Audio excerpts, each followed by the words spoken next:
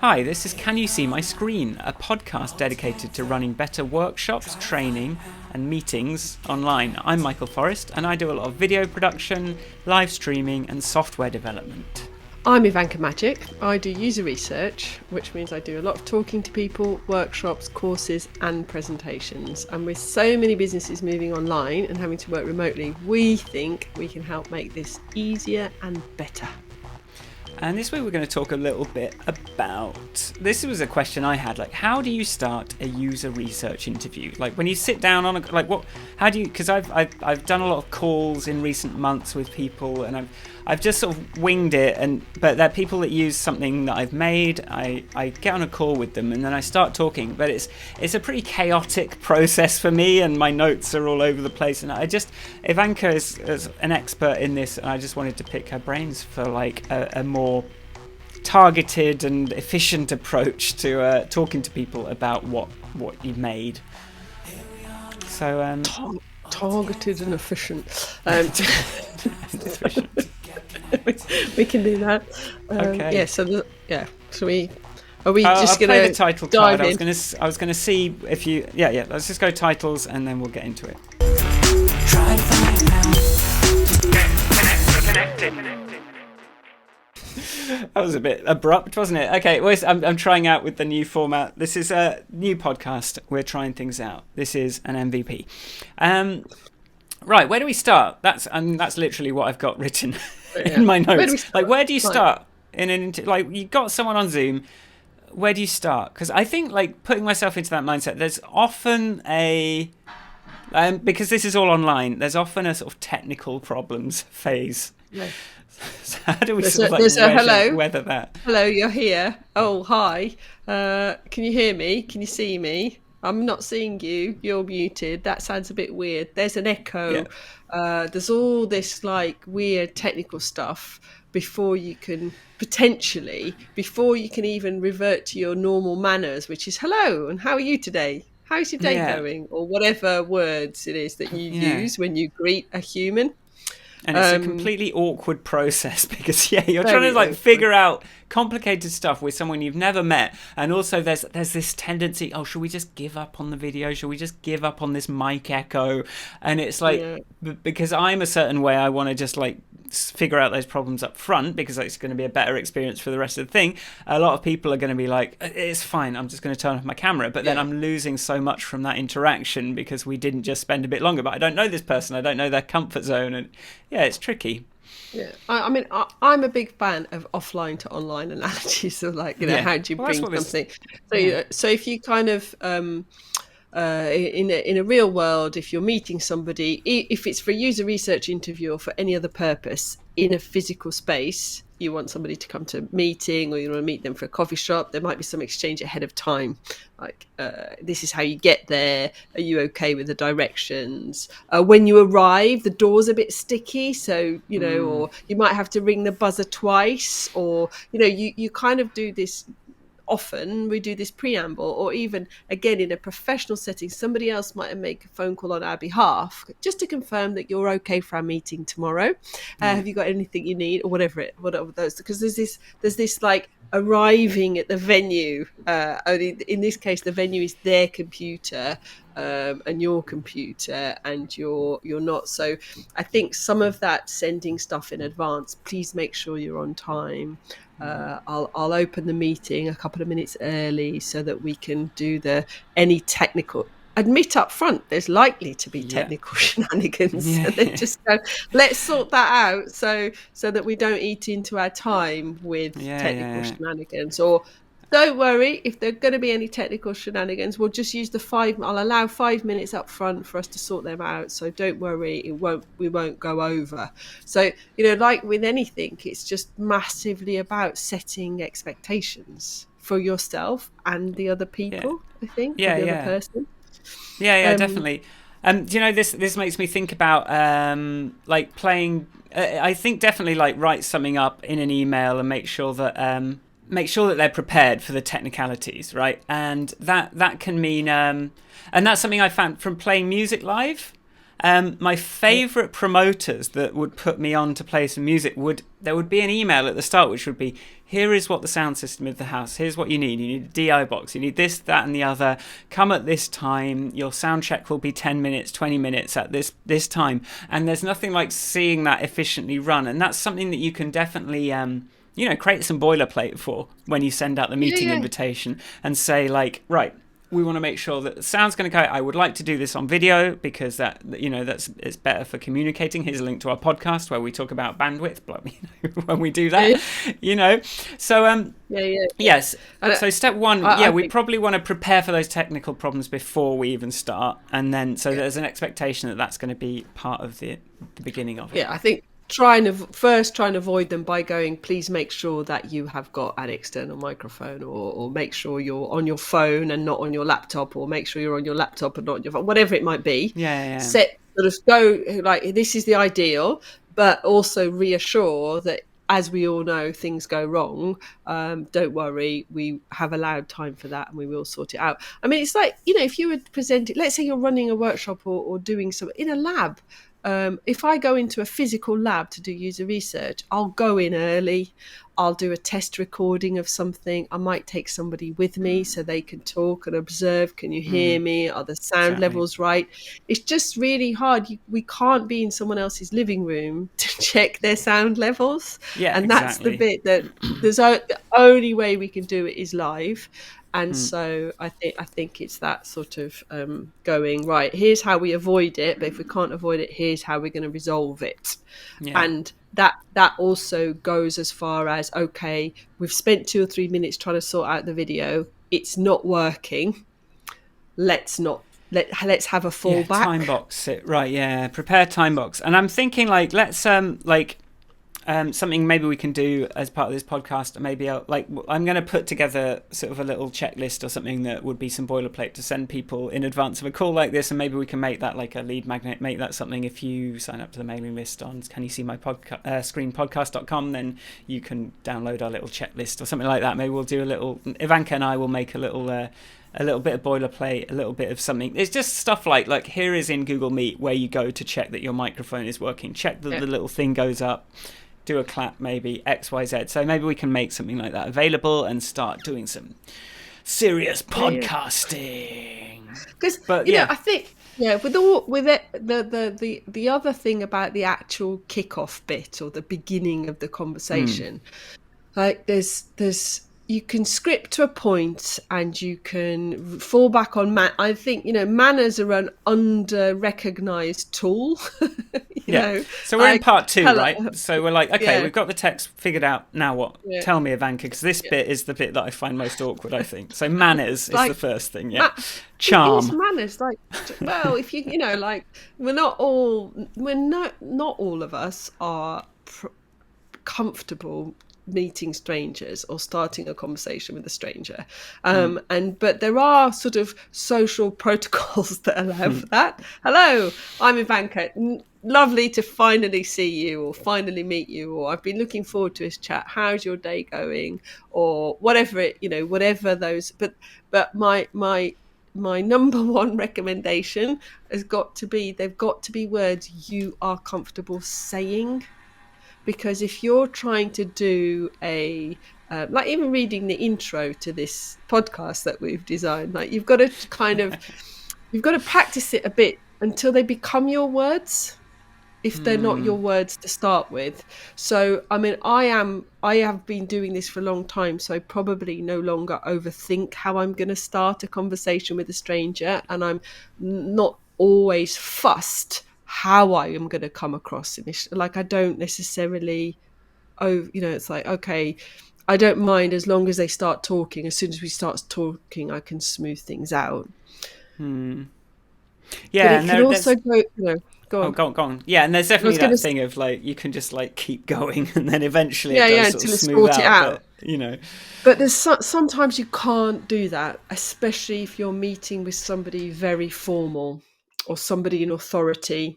Often I'm interviewing people that, might be a minister of something or work high up in a ministry of somewhere or be a CEO or an eminent scientist. And you can't go in going, oh, hello, how are you today? Anyway, oops, I've dropped my pen. I wonder sorry, can you see me? Click. Oh dear, my computer doesn't seem to be working. Or is it okay if I reboot? It's like, which reminds you, actually sorting your own stuff out. Sorry, it's just to rewind to the beginning. Is all your stuff working, and are you sure before you start judging other people? Because like I had, it's creating that sort of authority. I think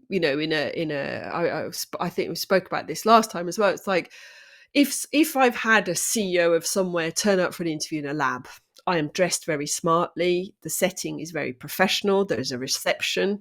I will go into reception. Hello, are you so-and-so? Yeah, I know their name. Are you so-and-so? Have you had a cup of tea? Has anybody offered you a tea or coffee? Are you okay? Would you like a glass of water? Right. Okay, if you're ready, follow me. Let's go we're going to go to the lab, and then I'll explain what we're doing today. And there's these kind of, you've got props. Yeah, so you've got like your water and your jug and some biscuits and some things like that as well. Hi, would you like one of the? Yeah. So that's sort of so I think like what this podcast is going to be about is like what is the protocol, what is the etiquette, how to be professional in this online environment. And you said something yesterday about one of the people on your call played some music. And then announced it before they started, and that's sort of like a really good like biscuits, but for a Zoom call, right? Yes. Biscuits for a Zoom call. I wasn't sure. It happened twice. It's never happened to me before, but twice in the last couple of weeks, I've turned up to a online meeting. I've been let in, and there's just music playing, and sort of nobody's really running the show, and it's just like da, da, da, da, da, da, and then the music stopped. It's like, hi, this is I'm here now. I'm running the show. That was one of my favourite tunes. It's called X, and I think it's a bit about the mood today. And then it happened the second time it happened, it was a tune I recognised, and I was sort of sitting there having a little jiggle, and I just thought, I was like, and then I, being a sort of a snarky English humoury person, sometimes I was on Slack to other participants going, music in meetings. I don't hate it because there is a bit of a, biscuits before the meeting. Is that going to work everywhere? And what sort of music? Should you be playing Vivaldi? Yeah, so you've still got to know your audience, haven't you? So yeah, definitely the sort of Succession crowd is going to be different to the I'm like an entrepreneur based in wherever, like Rwanda. It's just going to be a different, like India. I spoke to someone I'm going to say yesterday all the time, by the way, just even though it could have been any day. He had this whole thing of, I think it was a really like confined space, and there was like a curtain, and I think his sort of partner maybe wanted to sort of like talk to him, but it was like nope. But he sort of had it down, like. Yeah. But it's a very different. You've got to sort of know your audience to some extent. I was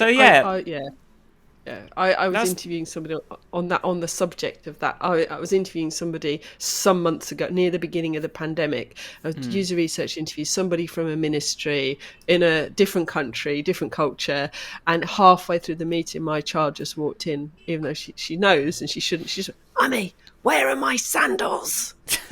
and up until this point, the participant hadn't wanted to have their video on, and they were being quite standoffish and quite overly formal, I thought. And as soon as that happened, his video came straight on, and he went, "Don't worry, I've locked mine up in the garden." And then there was this like moment of connection, and the conversation changed completely.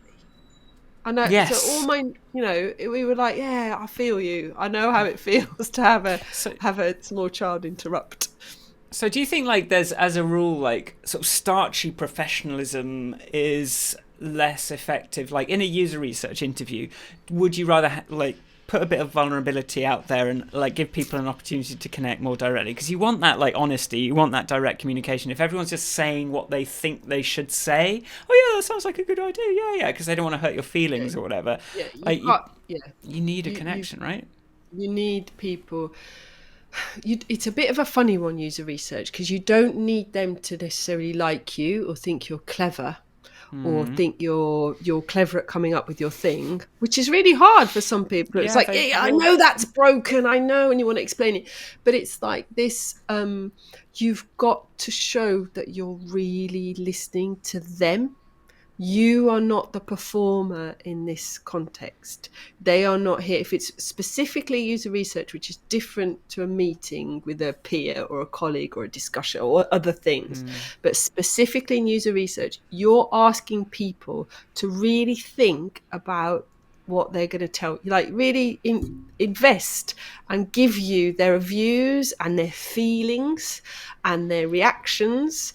And if you're not, the bare minimum you need to provide in return to that is attention, listening, and gratitude. Like, I don't know how hippie that sounds, but if I'm going to really tell you my honest truth, like my true reaction to something, or because I might have to admit that I don't understand it, that it's confusing me, that I'm finding it really hard. I don't want you to think I'm not very clever or not very nice, or I don't get it. I want you to think that it's because we're all trying to make that. The vast majority of us do care about what other people think, and so for me, I've got to make it safe for you to tell me that you don't get it. Yes, exactly. And so, I think we've sort of started pushing into what are we trying to get out of these things? And I think you've already. I'm like, okay, that's a really good list. So I want the views, feelings, reactions. What am I trying to get out of? And I want people to admit that they don't understand it. How do you even do that? Or even admit that they love it. Is it cool to love this? I don't know. Even that's really telling somebody something about yourself, letting people know things you like and don't like. Just think about how hard it is for people to admit what music they listen to. Yeah. And it's group behavior, right? And you're doing in this one-to-one situation, and you're used. Because I remember, last time I did this in person was we had this product, and we brought in some young teenage girls basically to sort of show them this thing that we hoped would appeal to teenage. I mean, this is one I wasn't driving this, but we had a group of sort of 2 or 3, and then there's definitely a lot of sort of double checking what the other one thinks, but you really are grateful for the person that is forthright and confident enough in their own opinion that they can just say it. But that's really a low percentage of the population that is that confident in what they think. Group sessions like that are completely different because they're and with teenagers, for example, I would never unlike the one thing I've done in the past with teenagers is friendship pairs. So you actually find people who are already friends and then get them to talk to each other and you listen. So you just spark them to go, oh, no, I don't like it. But they're already comfortable with each other. Okay. Do you know what I mean? So it's tricky. I'm thinking about that in terms of a Google, meeting someone. So I've got to find some pairs of young children and watch them talking to each other. That sounds a bit creepy on camp. It's one thing in a safe environment in real life, but I wonder if that could be applied to something. I don't know how. I haven't actually had to do any research with kids since the pandemic started, so I don't know how people are getting around that. But there's that dynamic of ego, of confidence, of vulnerability, of all of that stuff. You need to, and it's different. In meetings as well. There is a similar element when you're putting together a bunch of people that don't know each other. It's less intense because there's more places to hide and there's a purpose. It's you're right. We've all gathered here today to talk about this thing or to work this thing out. But even those participants, even though they're not necessarily giving away their own internal stuff, their personalities, they're still they've got to be recognised. They don't want to lose their reputations. They don't want to be judged. Everyone is. None of us want to be judged. And creating a non-judgy environment is really the aim. It's tricky, and we're very sensitive to that as well. Very sensitive to that. I would say so. Coming back to how to start. Okay, so I know I want to get. I mean, this feels like views, feelings, reactions. I want to make someone comfortable, but what questions? Because I don't know what questions to ask. It's what do you think about this? And how much there's a trade-off, I suppose, between I know I built this thing, I made this thing, I know a lot about this thing. Do I try and create a skeleton of areas to look at, or is it better to just free form, sort of give them I want an uncompromised first reaction to something before anything else, I think, and then I start to go, okay, what about this area? What about this area? What about this area? But how would you ask? Well, I think that's a that's a bigger question, because that's designing your research interview and creating Okay. a discussion guide, which is a piece of work all of its own. Right. But you absolutely want to have an idea ahead of time of your areas you want to discuss, for sure. But you also want to have some context setting questions. So, in your world where you're Right. asking people how they're using your tool, you could, it might be a good start to say, because they know who you are, they know why you're contacting them. It's like actually asking them, it'd be great if you could tell me how you use my tool. Yeah. How is it working? Or you might want to ask them to take a step back and say, what do you do? What Yeah. do you do? What do you do for a living? If like, I don't know what, because there's this quote. I should have these quotes in my head, but I've forgotten them. But it's like, if you're examining something, always consider it in the context of the next biggest thing. Chair in a room in a house in a street. So it's like, how far do I need to zoom out from this person, or how far into their life do I need to zoom out before I can dive into the bit I'm interested in? So you might be interested, for example, in their general technical competence, or their general knowledge of video and music and on sound Yeah. online and stuff. I don't know, but these are the things you need to spend time thinking about before you start the conversation with them. Like, does it matter that this person is a hobby? Like they're using it to, because just knowing that somebody's a florist Yeah. doesn't actually tell you that much about their technical ability. They might be a florist with a first degree in electronic engineering. You don't know. So you Yeah. might want to find out, like, how come Bit you've about ended up. their. Yeah. What's your Like so. favorite bit of tech? How long have Yeah. you been doing things online? Is it the Yeah. pandemic that prompted it, or have you been doing it from, you're like, I don't know. Yeah, okay. How And then some, so that sort of leads in a little bit to this sort of, because obviously, like, as a crude sort of like, beginner to all this, like, I recently started adding like the why are you doing this question to my, and I got some, I just opened up some such amazing conversations about sort of like someone's past and what's sort of driven them to a certain point that then gave me I realized how sort of I started to be able to see the ways in which all the different types of people using something I've made are like have a similar sort of outlook on life, even though they're doing completely different things with it. But it's an awkward question to ask, and I think like if I was able to sort of go like the chair, what's the next biggest thing, then I'd be able to sort of ease into that. But do you think that's Yeah. something, do you think that's a question that's worth asking early on, or is it sort of the cherry on the cake This, at the end? Or this this is a bit of your, I think it's the context bit, but you might not be able to right. go at it directly. You kind of have to, so because user research conversation, you're probably asking the same question 5 or 6 different ways, Right. really, because you're Okay. just trying to point at it through a different lens: the why, the how, the what, the when. I don't know, whatever. I'm saying those words, but it's Yeah. like, and the why question, you might feel awkward asking it, but it might not be the question itself that is awkward, because I know it's that you need to feel comfortable going, do you mind me asking? Or, but I'm really curious, like, what made you do this in the first place? Or why, like, Yeah. find the words for the why that It is help kind of you a be more comfortable asking yeah. it. It is kind of an awkward question to ask. I think like for this conversation today as well, we are talking about like how to start, and I think you've said like designing user research interview discussion guide thing. I think that's definitely an episode in itself. I would love to know more about that as well. So Yeah, it's I've sort of written a like book. yes, she's written a book.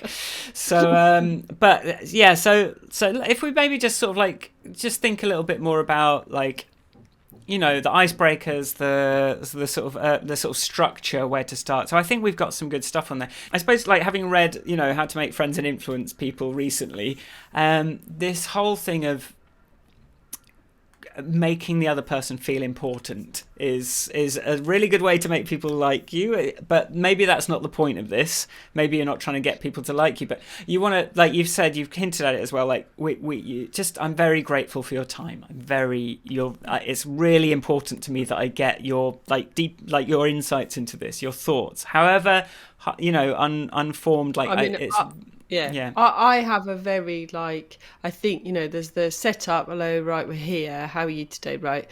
Now it's like the kickoff has to be thank you so much for agreeing to meet with me today. It's really useful as it might be clear already, because I will say what I'm trying to do. I'm a user researcher. That means that I'm here to find out, how to make things easier to use, blah, blah, blah, whatever the context might be. But it's please remember that, you're not being tested. I'm testing out some ideas. I'm testing the product. There are no right or wrong answers here. There is nothing, I'll set expectations. This is we've booked in an hour. We're going to use the hour, but we won't overrun. I'm very keen to talk to you. I'm really looking forward to it. I've got loads of questions, or even how's it going to feel? I have got some quite specific questions today, but generally this should still feel like a conversation and not feel like a questionnaire, for example. Whatever it is, it's like set the expectations, set the scene. How long is it going to ask? What's their job? Why do you care? All that 5-10 minutes of setup is time very well spent. Yes, definitely. So recently I actually did some research with Withings, because I have a smart scale, and I spent an hour with them, and I think and thinking about that and thinking about my interviews, it's like something that I think something that could be a really good thing to set up is where do I feel like I am with this product? This is an early stage project. If the person knows this is an early product, it may look a bit polished, but I am in a position to change anything about it based on things you say. So don't worry about making waves and disrupting my flow. We're in a position to make large changes to this right now. So don't be shy about. I don't know. What do you think? Yeah, I think, again, depends on the fidelity of the thing that you're testing. But I always do that. I used to throw in a line, whether it's true or not, which was I've had nothing to do with the design of this, so you can't offend me or flatter me. I'm here just to find out what works and what doesn't work about this product. Or, you can say, even though I'm, in your case, they know who you are and what you're doing. So even though the product's been around for a while and it's very stable, I'm always looking for ways to make it better and make it more useful. So, or less annoying if there's some annoying bits. So please feel free to tell me the good, the bad, and the ugly. Give them the permission to say, without going, I can change anything. Say, look, I am interested in everything you have to say. There is nothing. Don't assume that I've heard it before from somebody else. I'm talking to you because I'm interested in what you have to say. And no matter how obvious it may be to you, it may be and I think maybe very much downplaying. So in my situation, maybe very much downplaying my sort of, I don't know, for want of a better word, importance in the creation of whatever it is. But if I can just say, look, I am something that is obvious to you is not obvious to me, right? So just tell me, just point out the first, I just need to hear from the outside what this looks like, because I'm very close to this. So the way I see it is just going to be very different. So just, even if it's the most stupid thing and really obvious to you, that's going to be hugely important for my understanding and making it better in future. Yeah. I think with prototypes, I say this is a prototype product, which means that some things don't work because we haven't had a chance to make them work yet, and some things don't work because we've not thought of making them work. So please don't, please tell us anything that you think that we need to hear. And I think that obvious thing is an important point to make. It's I spend so much time looking at this, I can't really see it anymore, and I need to see it through some fresh eyes, and that's why I'm talking to you. So take the time, think of the points you want to make those in the introduction. and still, stuff still won't filter through into people. So you still get people like, they'll still get people who halfway through are like, "What am I doing here? Why, what?" Because people go, and it's hard. Yeah. You've got to, you're not going to have 100% success rate with getting people to understand that they can. But you've got, keep reminding, just put it out there. But that I'd say if it's an hour conversation, 10 minutes to get everyone feeling right, 10 minutes very well spent. Yeah. So I guess I'm going to be talking to either existing users, but like one thing these Withings people did, they were like, they asked me about my experience, and then they sort of showed me some designs to, like, what do you think of this design? What do you think of that design? And it was, what fidelity of product do you need before you can even start something like this? What are we testing here? What can you test beyond, like, here's a working thing that's already in the App Store? Like, you can test a drawing. You can test an idea of a thing. You can test some words describing a thing. Right. How would you expect this to work? What would you expect this to do? Here's a sentence about a thing. Here's it's a podcast dedicated to running better workshops. Training. What do you think? What do you think? What kind of subject titles do you think the episodes will have? Why do you think that? In your mind's eye, how is this going to work? You can test, because test is a funny word, but you can test anything. Ask about if anything. you're willing. Ask about anything. Like, think about Wizard of Oz testing. That's a thing. What's that? Like bits of paper, like a sort of thing where there's humans behind going, so where would you click here? Okay, if you click there, this would happen next, and here's another screen. Or like, if you were to click there, what do you think would happen? Oh, well, here's another. So like any fidelity of anything, it all depends on what question you have. Yeah. It's always down to like, why am I talking to these people? If I'm just talking to these people out of pure curiosity, that is great. That is also that's also fine, but be very clear that it's out of pure curiosity and that you don't know what you're going to find. You're going to find out a bunch of stuff at all sorts of levels, and then you got to decide what you can do about it. And that is a story for another day, isn't it? So I think we've got a lot to chew on over there. To chew on with that episode on how to start a user research interview. We've got a website, canyousseemyscreenpodcast.com. It's a lot of words, but they're all very simple words, so hopefully it's easy to type. And there's a link in the description, and this is up on YouTube, this is up on in the podcast app, there'll be a blog post, all of that stuff. So we'll see you. Hopefully you'll stick around. We'll see you for the next one. So bye. Bye. Bye. Bye. Bye. Bye.